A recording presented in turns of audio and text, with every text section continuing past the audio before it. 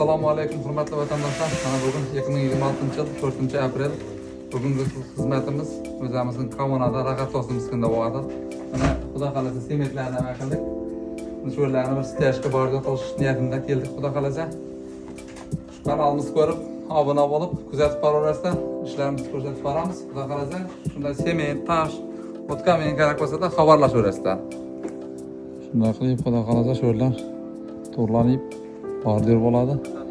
Xudo xolasa stejga mana shu deb uyning 4 tavragi aylanma yigitlarimiz shu ishga tushib ketdi. Xudo xolasa shu yoqdan Malxona tarafdan yaqinlab keladi. Ishdan kutgan joyini xudo xolasa video mobaynida ko'rib kuzatib boraverasizlar. Yigitlarimiz mana shu bugundan xizmatni boshladi nasib etsa.